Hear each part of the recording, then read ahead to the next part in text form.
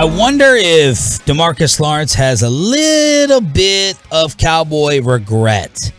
If they come to you and say, hey, we need you to restructure, take less money, you need to hear them say, we're going to take some of that money and we're going to spend with it. And, of course, Stephen Jones and Jerry and the Cowboys are allergic to spending right now. Have been for a decade. Yeah.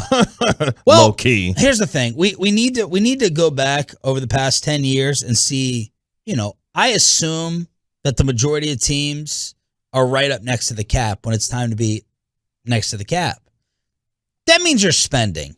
We're going to talk about baseball getting called out at 7:40 on Your Home of the Rangers. That is an example of being cheap and not spending. But the Cowboys, it's not like they're $50 million away from the cap ceiling, so they are spending. They're just spending on their own, and they're not going out and getting. And this used to be, really applauded when the Washington R's would go out and spend every offseason. That was fun. That was, something you could go and change on Madden, making your new different roster with your all-star teams or Bruce Smith and Deion Sanders, but it always failed. Albert Hainsworth.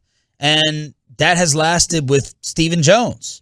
And there's a lot of people who put out their to-do list for the offseason, and it's basically they're available for a reason, other free agents, and spend on what you know.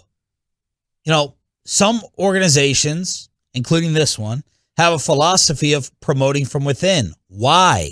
Because they know Kevin Gray and how much he's going to work.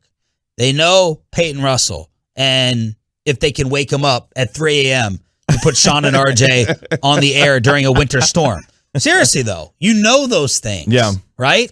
And that's the way some organizations work. I'm going to go ahead and pay Johnny Schmo on the street $20 million and tick off the locker room. If this radio station in replacing Kavanaugh just immediately went out and hired an outsider versus put Kevin on or put Reggie on or put the nosebleeds on, that may tick off some people in-house. That's the way a lot of people look at free agency in sports. And Stephen Jones has been married to it, and he has not cheated or looked outside the other way at all. Well, I guess to me, that's the issue now, that you have to evolve with the way that modern team building is done. We're watching teams around the league engage in an arms race, whether it be the AFC West or what's going on in the NFC with teams like the Rams, who are continuously the AFC North. There are plenty of teams and divisions that are looking at their situation and saying, how do we improve based on where we finished last year and how close we can get to winning a championship by potentially adding pieces that can help us get there. And then to me, when you look at the Cowboys, why are these other players good enough for everyone else except the Cowboys when it comes to certain places that you have to improve your roster with? I'm not saying go out and spend, a bunch of money just to say that you spent a bunch of money like how the Jacksonville Jaguars did.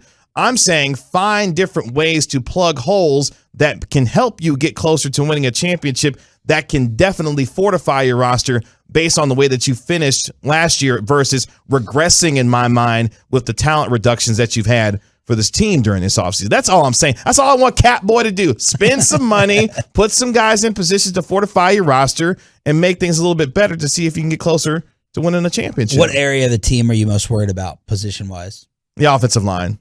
Yeah, it's the offensive line for sure, because when you look at, I understand that they got the confidence in Terrence Steele, going forward. That's why they felt like they could move on from Leo Collins. But what scared me most was how Tyron Smith looked at the end of that San Francisco 49ers game, where he was getting that ass whooped all over the field, it felt like, in that 49ers game. And you've got to be able to get stronger, more physical, more athletic on this offensive line, especially if you feel like you can still get something out of Ezekiel Elliott, and obviously with Tony Pollard going forward as far as their carries. And then for Dak Prescott to have the kind of timing he needs to be able to find his weapons down the field. The offensive line for me right now is the biggest concern that they've got to get addressed, whether it be in draft, maybe a smart free agent signing or two. They got to get that offensive line corrected right now. When you've been going off, when you go off on them, as you have been doing, spit and fire, as I tweeted the other day, what have your mentions looked like? Oh, shambles. Complete shambles. People have been like, well, they haven't done this for, this amount of years. Well, they didn't want to keep Amari Cooper because he was this. They didn't want to keep La'el Collins because of that. I get where the team may look at their situation and say, we don't want Amari Cooper because of X. We don't want to keep La'el Collins because of this. My problem is I haven't seen an adequate replacement enough yet for a guy like Amari Cooper. You could say, well, Terrence Steele is going to be an adequate replacement enough because he's cheaper and you can get just about the same. Lamb for Amari. Exactly. So my problem with the Cowboys has been everyone else seems to be making bold, big moves to help improve their roster while the Cowboys are reducing, and they're doing the same thing that we've seen for me over the past decade, which is free agency is spending and keeping our own versus trying to figure out better ways to get better players in to help your roster. That's why I continue to flame Stephen Jones in this organization, because I think for a lot of folks, they're tired of seeing the same thing over and over again, especially when it feels like modern roster building is being done differently in the NFL now.